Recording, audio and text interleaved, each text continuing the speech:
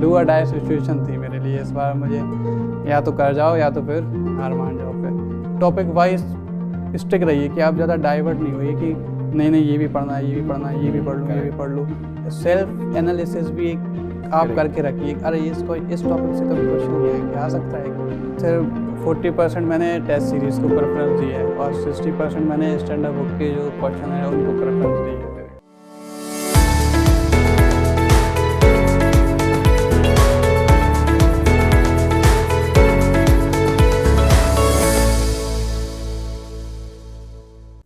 Hello students, welcome to the Byju's Exam Prep Spotlight, a show where we bring the achievers, the real heroes, the motivators from which you can learn the messages, from which you can get inspired, the champions of GATE, the champions of engineering services. And in this show, I have a hero from UPSC Engineering Services 2023. I have Mr. Vivek with me. He comes from a very small town, Datia, near Gwalior, Madhya Pradesh, but he always had high aspirations, high dreams into the mind. But not only the dreams, he has put all his sweat, all his hard work to bring that dream into reality. And here he is with me, All India Rank 31, Electronics and Telecommunication Engineering, Mr. Vivek Yadav. Congratulations, Vivek, and welcome to the show, Byju's Exam Prep Spotlight. Thank you, sir. So, how are you feeling? How happy are you right now? Sir बहुत ज़्यादा happy हूँ sir. बहुत बढ़िया। तो विवेक एक बार students को अपने बारे में बताइए, थोड़ा इंट्रोडक्शन दीजिए अपना। सर जैसा कि सर ने बताया कि मेरा नाम विवेक यादव है, मैं दतिया डिस्ट्रिक्ट एमपी से बिलोंग करता हूँ। मैंने ये इंजीनियरिंग सर्विस 2023 का एग्ज़ाम 31 रैंक आई है मेरा इलेक्ट्रॉनिक्स में। मैं आया हूँ यहाँ पर बायजूस में आप सब लोगों को इंस्पिरेशन देने और आपकी जो अभी तैयारी चल रही है उसको थोड़ा और मोटिवेट करने, जिससे कि आप अपना आने वाला एग्ज़ाम और अच्छे से क्लियर कर सकें। करेक्ट। तो ये बहुत सही बात बोली आपने, क्योंकि आप भी एस्पिरेंट रहे हैं तो आपने फील किया होगा कभी कभी टाइम्स आते हैं where we need motivation, where we are down, right. So उस टाइम में लगता है कि यार जिसने अचीव किया है उसने क्या स्ट्रगल्स फेस किए थे। आपने भी डेफिनेटली कुछ स्ट्रगल्स फेस किए होंगे, उसकी बात करेंगे, क्योंकि एवरी स्टूडेंट हैज स्ट्रगल। हर किसी की लाइफ में स्ट्रगल होता है। डिसीजन हमारा होता है कि अब हम कोई इजी अपॉर्चुनिटी लेके ग्रैब कर लें या अपने गोल पे फिक्स रहें। तो विवेक आप पास आउट कौन से ईयर में हुए थे? 2019 में पास आउट हुआ था। 19 में पास आउट हुआ था। तो 4 साल की जर्नी कैसी रही? मतलब आपने क्या मल्टीपल एग्जाम्स को फोकस किया या आप इंजीनियरिंग सर्विसेज की तरफ ही रहना चाहते थे, या आपने किस तरीके से आपके 4 साल रहे? मेन टारगेट सर मेरा इंजीनियरिंग सर्विस था। मैंने ना अपना ज्यादा गेट पे भी फोकस किया ना और अदर एग्जाम पे। ओके। मेरा क्लियर टारगेट था कि ईएससी करना, ईएससी है। अच्छा, तो इससे पहले आपका ईएससी में मतलब कहाँ तक अचीवमेंट था? पिछले 2 साल से मैं इंटरव्यू तक जा रहा था। फाइनली मेरिट में 10-20 नंबर से रह जा रहा था वो। वेरी वेरी हार्ड लग। और ये यूपीएससी के एग्जाम्स में होता है, मतलब समटाइम्स 10 मार्क्स, कई बार तो स्टूडेंट्स 4-5 मार्क्स के मार्जिन से भी रह जाते हैं, ठीक है। तो दैट रियली हर्ट्स, बट वहीं से हमें सीखना पड़ता है कि कैसे इंटरव्यू को और मेंस को खासकर और हम लोग पॉलिश करें, कैसे और सिलेबस को कवर करें ताकि प्रीलिम्स में भी एटलीस्ट 5-7 मार्क्स, ये ना हर सेक्शन में, प्रीलिम्स, मेंस, इंटरव्यू में, हर जगह भी अगर 10-10 मार्क का डिफरेंस आ गया तो वही डिफरेंस आ जाता है क्वालिफाइड और नॉट क्वालिफाइड के बीच में। तो क्या डिफरेंस रहा? जैसे आपने लास्ट 2 टाइम्स इंटरव्यू दिया और इस बार आपने इंटरव्यू इस बार भी दिया, इस बार आपने क्रैक कर लिया, तो क्या डिफरेंस रहा विवेक के लिए लास्ट 2 ईयर्स में और इस ईयर में? मेन फोकस सर मेरा मेंस पे रहा इस बार पूरा। Okay. मैंने जितना भी सर स्टैंडर्ड बुक्स हैं उनके क्वेश्चन अनसॉल्व किए और सॉल्व एग्जाम्पल जो दे रहे थे मैंने इस बार कोई भी नहीं छोड़ा। मैंने कहा ये डू और डाई सिचुएशन थी मेरे लिए इस बार। मुझे या तो कर जाओ या तो फिर हार मान जाओ। फिर इस बार मैंने 3 महीने बहुत अच्छे से मेंस का प्रिपरेशन करी है। वही मेरे लिए लगता है कि ये मोटिवेशन बना है और गेम चेंजर मेंस ही हुआ है इस बार। बिल्कुल सही बोला, क्योंकि देखिए प्रीलिम्स में तो ऑब्जेक्टिव की प्रिपरेशन है जो कई बार स्टूडेंट्स गेट के साथ भी कर लेते हैं, बट हाँ इलेक्ट्रॉनिक्स एक ऐसी ब्रांच है where the syllabus of technical है ना वो गेट से कई ज़्यादा है।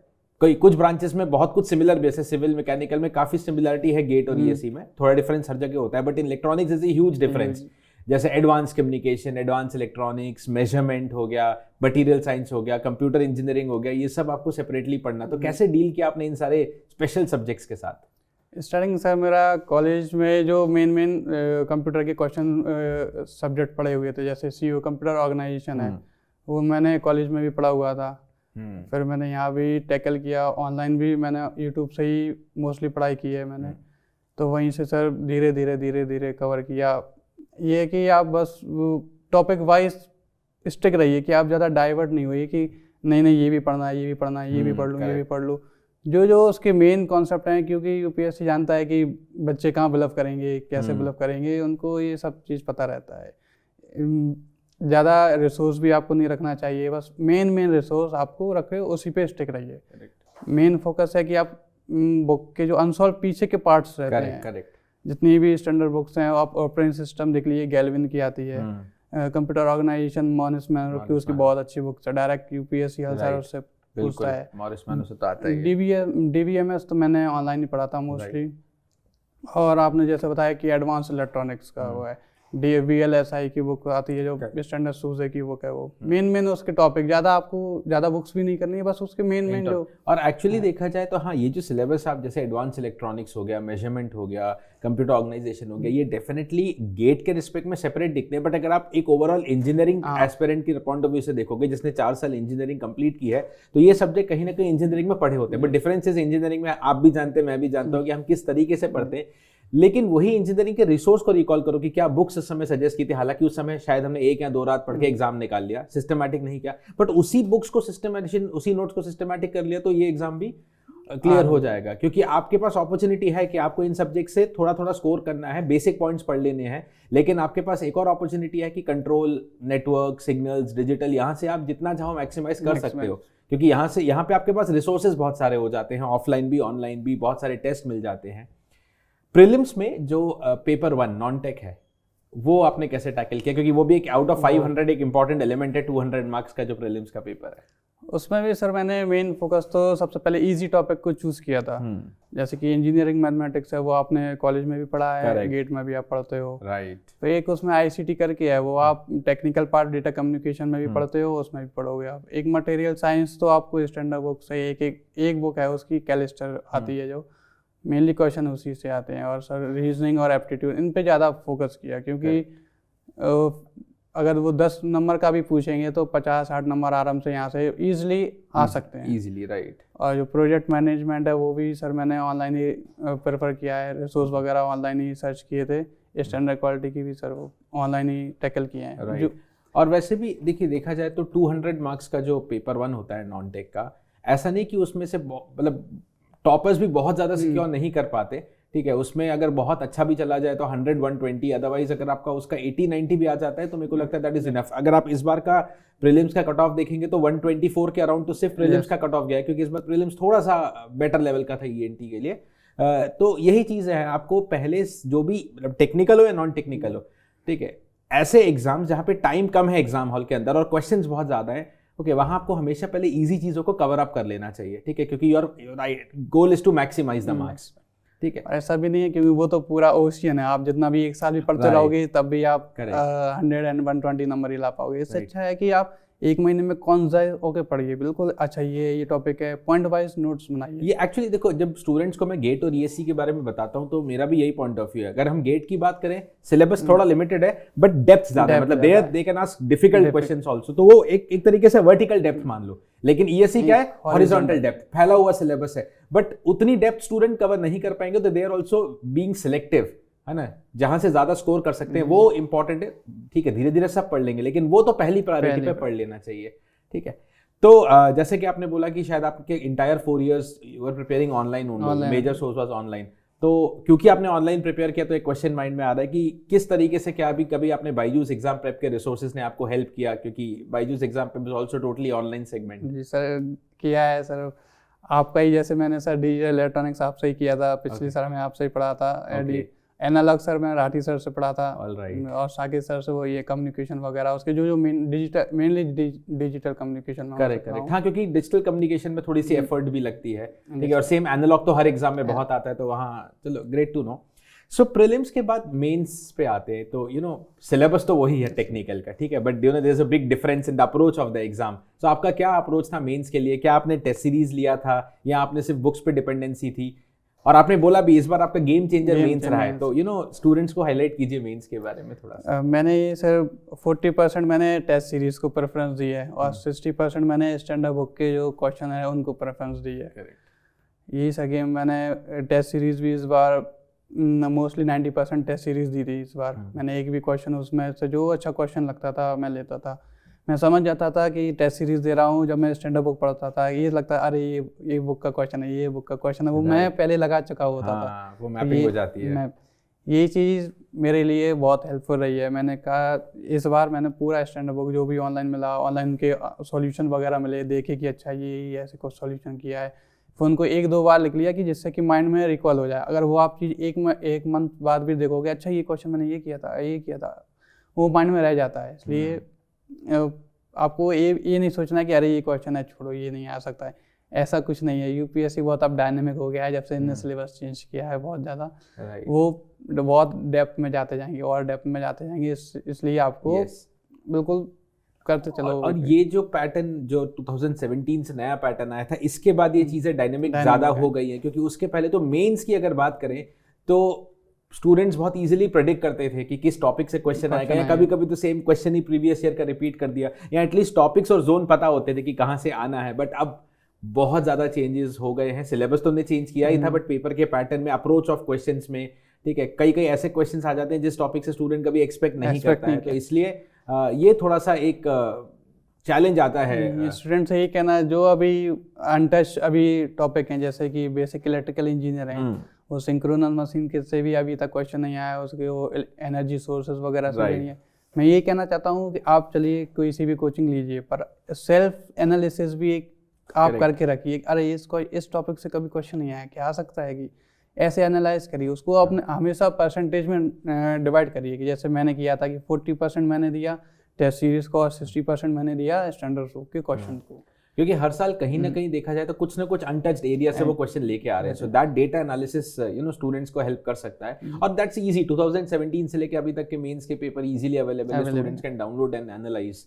सो इंटरव्यू, मतलब मेंस आपने क्लियर किया, इंटरव्यू आपका 3rd इंटरव्यू था जो आपने सक्सेसफुली इस बार क्रैक कर लिया। तो इंटरव्यू में क्या डिफरेंस था? लास्ट 2 इयर्स क्यों नहीं क्रैक कर पाए, और इस बार ऐसा क्या डिफरेंस था? क्या बहुत ज़्यादा प्रेशर क्रिएट हो जाता है इंटरव्यू के अंदर? किस चीज़ पे वो ज़्यादा कॉन्सेंट्रेट करते हैं? ये बेस्ट चीज़ है इंटरव्यू की, यूपीएससी वालों की। वो स्टूडेंट को बिल्कुल हल्का फील करवा देते हैं कि आप बिल्कुल सिट रहिए, आप ना प्रेशर लीजिए ना कुछ लीजिए। पिछले 2 इंटरव्यू में मैं कहना चाहूँगा, मैं जो वो पूछते थे मैंने वो तो आंसर दिया, पर मैं थोड़ा बिलफ कर जाता, ये भी। इस बार मैंने ये कुछ नहीं किया।